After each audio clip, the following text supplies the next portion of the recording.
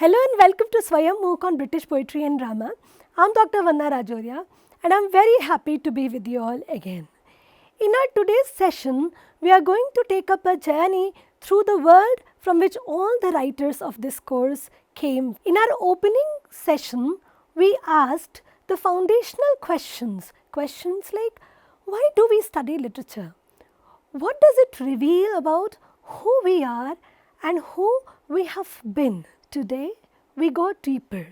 We step not just into the texts, but into the world that produced them. But before we dive into the period, let us hook ourselves to the learning objectives. By the end of this session, you'll be able to describe the core features of Middle English world, including its religious, social, and intellectual structures.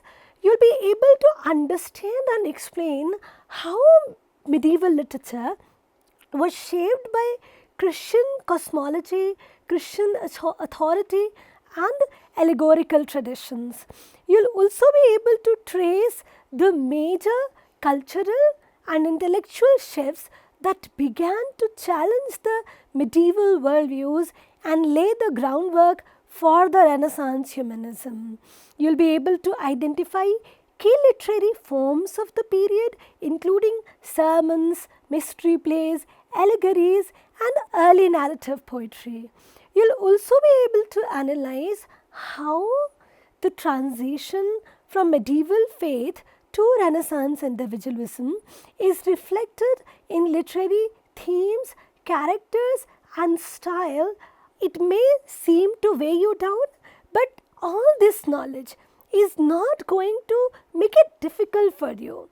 In fact, it will make you more comfortable, more confident. It will give you a firm footing, because once you understand the world from which these writers came from, the texts by them, they begin to breathe, they begin to speak and open up themselves to you. So, by understanding the world, you'll be able to not just read the literature that comes from it, but also enter into conversation with it. The Middle English world was not just a backdrop.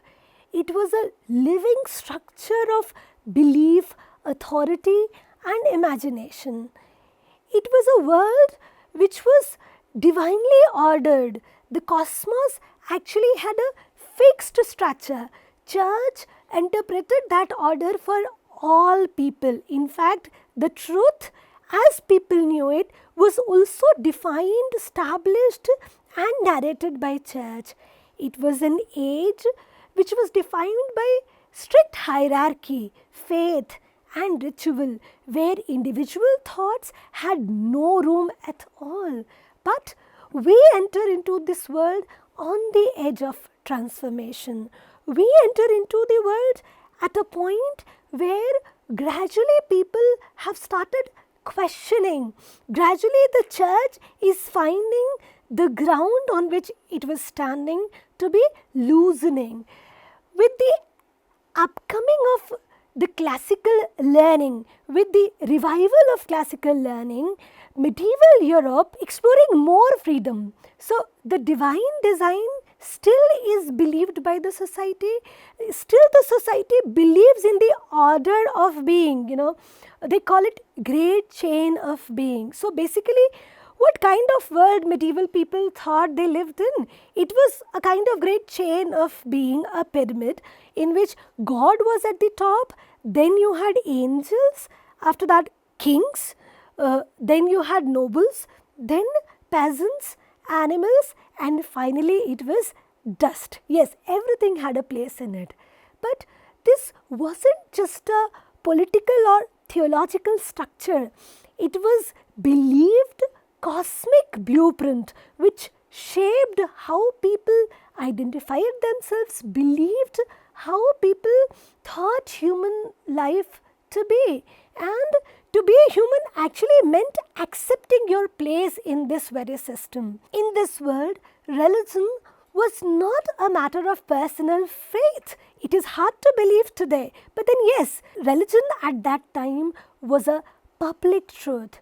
Church stood at the center of almost every walk of human life. So birth, marriage, death, in fact, whole meaning of life, instruction, discipline, thought, it was all decided by church. In fact, the idea of morality also was not subjective, it was scripted, and that too quite literally.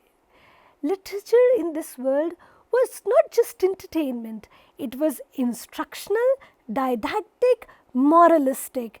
Poets were thought to be serving didactic purpose, and beauty here was not something that the writers obeyed, but it was basically in the way they reflected.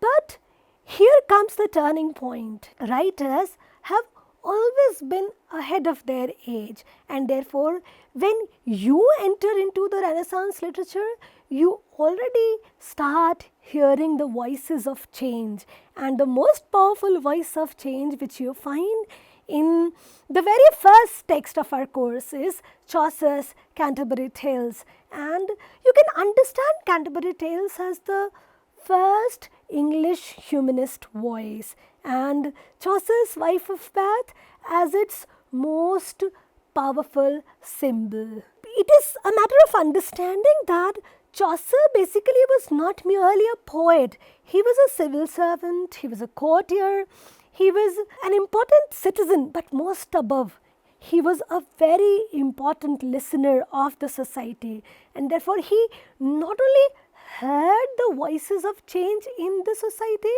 but could also refine them through his philosophical thinking. So in a world where French served the aristocracy, Latin was the language of the church and God, Chaucer therefore made a radical choice, acknowledging the air of change of the time. He decided to write in English, the vernacular, the living, breathing language of the common people, not that the language of people in power. And this choice alone marked the beginning of a new literary consciousness, one that recognized every voice, not just the noble or divine, which established that every voice needs to be heard, deserves to be painted. And this marks a clear-cut distinction from the earlier literature of the time, where you find almost always nobility to be presented. So Chaucer basically makes a revolutionary framework when he comes up with this pilgrimage idea. He gives this sacred journey a deeply human twist, and the holiness of the road in this pilgrimage motif is less about miracles and more about the stories shared, debated, performed. Here, each pilgrim drawn and calling is invited to speak, and the result is a tapestry of medieval life: knights, clergies, bakers, scholars, nuns, friar, our own Wife of Bath. So you find bakers, scholars, saints, sinners all coming into one frame, one picture. A choice which was a break from the earlier established tradition. This choice marks what would be the beginning of unique Renaissance voice, and the way Chaucer cuts all these voices very sharply, the way Chaucer makes all the characters, not only nun, friar, monk, but also women, Wife of Bath. She represents that class of women who had since eternity been taught to practice silence, to remain mum. But this wife, she speaks. She has 5 husbands, she married 5 times, and she has travelled. And not only on this pilgrimage that she comes, but she has gone to Jerusalem, she has gone to Rome, Santiago. She speaks not to confess, but to claim. And Friends, if you would see the entire literature of the time, you would understand that nowhere you would find such powerful representation of a female character. So when Wife of Bath says, experience though known authority, wherein this world is right enough for me, she is not only asserting her, or giving validity to her experience, she is challenging a world which is built on scripture, hierarchy and obedience. She places experience above authority, and by quoting Bible, and not only quoting but also reinterpreting Bible, by challenging all the established saints, Saint Paul for example, by questioning teaching of the churches, by reframing the idea of virginity, marriage, she becomes not an outsider but a very prominent voice of the changing times in the medieval frame. So she basically twists the very texts that have twisted her entire world since long. And therefore, this text, Chaucer's Wife of Bath, makes you understand the spirit of change in the Renaissance world as it was coming in the times in which we visited. The Wife of Bath, the way she raises this argument, the way she voices her concerns, make Chaucer one of the most significant voices of the time. Why? Because she mirrors the age exactly as it was. So, not rejecting the old, not rejecting the medieval system, but negotiating their own space within it. Wife doesn't reject or burn down the church completely. She sits in its pews and speaks up. She defends remarriage in a culture that sanctified virginity. She rules her husband in a world that told her to be ruled. She is both the subject and the agent, at once shaped by her society and pushing us to question it, against it. And it is in this paradox Chaucer does something revolutionary. He gives full interiority to a woman at the social margins. He offers us not a flat caricature, but a figure of wit, sensuality, rage and argument. And with Chaucer you behold what would be the rise of individual voice and the human form, which will go a very long way in shaping the idea which later on will be identified as Renaissance humanism. So, basically, Renaissance humanism evolved in the London of the time under influence of many great painters. You already know, Da Vinci, Erasmus, and so many of them. And the classical texts which come to England from Greece, from Rome, the paintings which all these writers, the knowledge books which philosophical treatises which all these writers take from them to Italy and to these places, they basically accelerate the thought, the psyche of all the poets of the time, and you find spur of change, mark of change, which can be identified as early pearls of humanism. How will you understand humanism? The very idea that human beings, with all their flaws, appetites, desires, weaknesses, contradictions, are worthy of attention, are worthy of discussion, are worthy of literature and art. Humanism, before this, humanity had no room in literature. It called only for perfection. So, humanism wasn't the rejection of faith, it was recentering the human voice within the divine order. And that voice, loud, argumentative, unapologetic, emerges clearly in Chaucer's Wife of Bath. What is it that she asks? She asks not what is sin. Church had been asking it long. But she says, why am I punished for pleasure while men are praised for it? She doesn't ask, what must I suffer to be saved? She rather says, what is it that I deserve in this life as a woman, as a person, as myself. So here you find basically a shift, a movement from structure to selfhood. And when wife of path walks confidently, replacing the old order, defining the new renaissance, she opens this chapter very powerfully. Let us summarize what is it that we have learned up till now, and then we'll move ahead. So up till now we have seen how we enter into the medieval world where Renaissance is finding its place. How would you understand Renaissance? Renaissance basically was revival of learning in classical literature. And this revival of learning in classical literature, it gives rise to questioning the established thoughts and ideals of the time. And when the authors, writers of the time, they're exposed to this new thought, to new ways of looking at life, they start questioning their own life, their own values, their own tradition, and the result of this is a humanistic drive, and it was recognized as Renaissance humanism. Humanism is a philosophical and cultural movement that emphasizes the value, dignity, and creative potential of human beings. It is deeply rooted in rediscovery of classical texts from Plato, Cicero, Aristotle and others.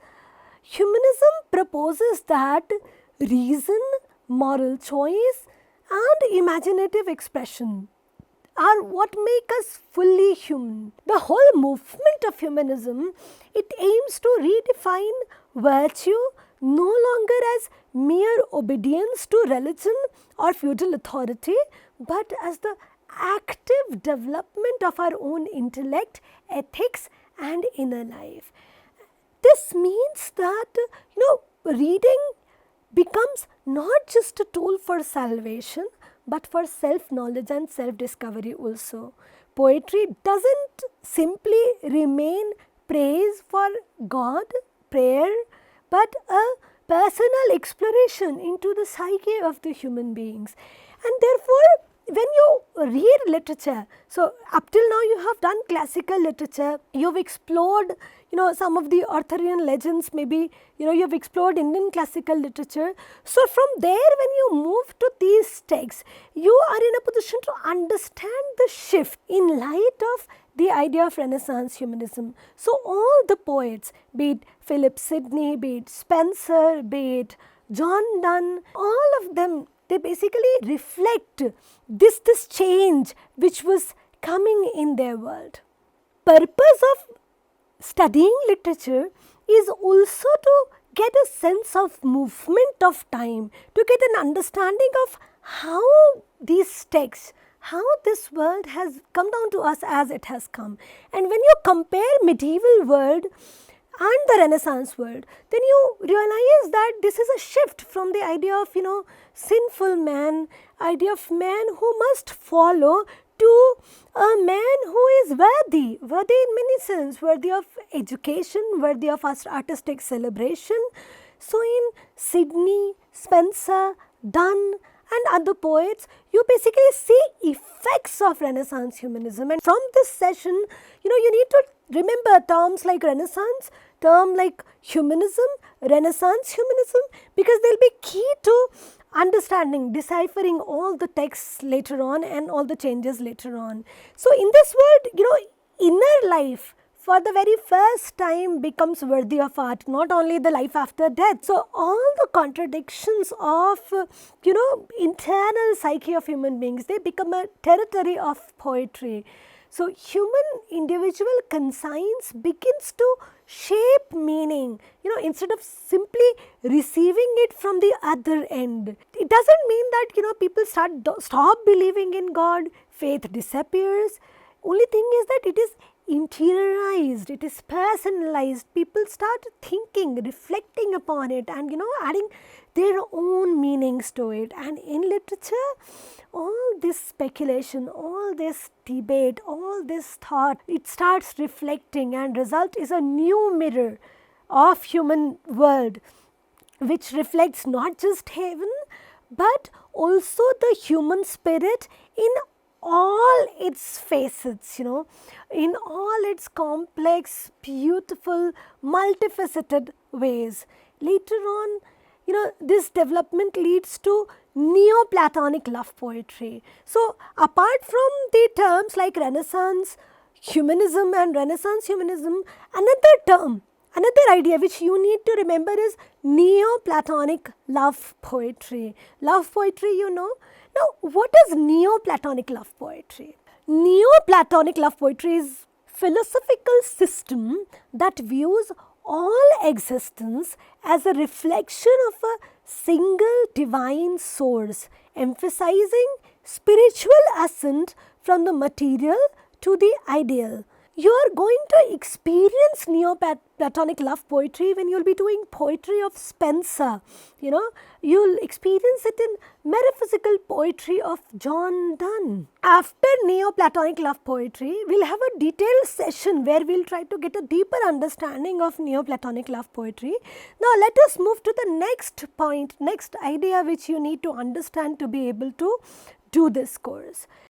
Up till now we saw Renaissance humanism, we understood idea of humanism. Now let us talk about metaphysical poetry is another important form which evolves in this time. So basically, metaphysical poetry derives from metaphysical conceits, so you find far-fetched comparisons in it, you find exploration of complex themes like love, faith, existence. We are going to taste metaphysical love poetry through the poems of John Donne, where you will be experiencing what these metaphysical poets are actually accused of. Next thing which becomes important to understand is allegory. So what you find in the course to come is basically a kind of allegorical psychological realism which is to be found in all the texts of the time. When you look at Renaissance literature, you find allegory had a great role to play in it.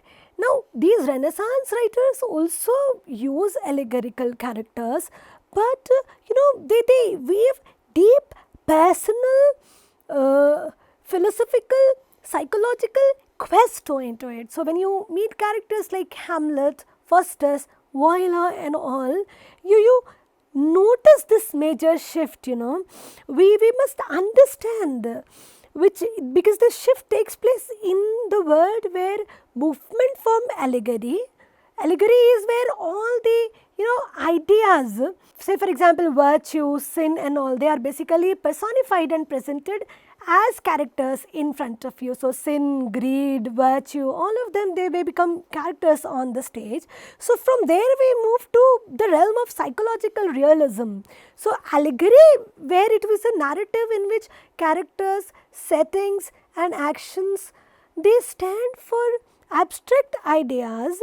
It was also the preferred method of medieval storytelling, but from it, when you enter into the Renaissance world, it preserves the clear, moral, universal, idea, picture, which was, the outcome of the literature of the time. But here, literature becomes more inward, you get to enter into the psychological realism. So you get to feel, the inner fears, struggles, challenges, doubts, motives, conflicts of the characters. And this is what makes literature, come nearer to human beings, much more nearer than it was before. So individuals are no more only symbols. Their choices are not predestined. They basically are explored, even, agonized. They think of Dr. Faustus, he's torn between damnation and desire for power, desire for knowledge. Donne's speaker, he maps his inner struggle through metaphysical language, bringing the whole cosmos in his poetry, in his bedroom, in his, poems. So this evolution reflects what you can understand as influence of humanism on the poetry of the time. So human soul, which was before just the site of salvation, and the entire journey was basically to, purge us of the sin, now becomes a journey through curiosity and complexity, and therefore writer here becomes conscious creator for the first time, and therefore this literature becomes really important, and this is the reason why we start at this point in our journey through the British literature, in the 14th century, because here you start getting the original voices of the poets and the people. So Sidney, Spenser, Donne, Shakespeare, Marlowe, all of them, they start giving us, insight into the nature of human beings of the time. Until Renaissance, most authors wrote under the authority of the church to fulfill the motives of religion, to fulfill the motives of power, either to please it or to get patronage or just to teach how to attain salvation. But from here, purpose of literature, motive of literature starts changing. So writer doesn't simply remain a scribe for truth, but becomes an originator. And therefore, friends, Renaissance is one of the most pivotal movement in which you enter into the world of British literature. As we start journeying through the course, you need to remember this, that the world was not always the kind of place which you found it to be. So there was a time when writers had no room to talk about their inner struggles, talk about love, talk about sensuality, talk about desire, the way they later on start talking about when humanism makes way through the streets of London, and when Renaissance makes people capable of questioning, confronting and talking about everything. So today we talked about Renaissance, we talked about humanism, and we saw how with this influence of humanism, writers start reflecting and reshaping realities in the way which come down to us so naturally. Therefore, the challenges and the innovation of the writers you are going to explore in this course, you basically will have to read and learn it in the context of all these thoughts. As you start your journey through British literature, 14th to 17th century, one thing which you must always remember is that you have to read this language of heart from the heart. You have to approach these writers first hand. As we start taking up the authors one by one thing as students of literature which you must try to do is try to approach these texts first hand.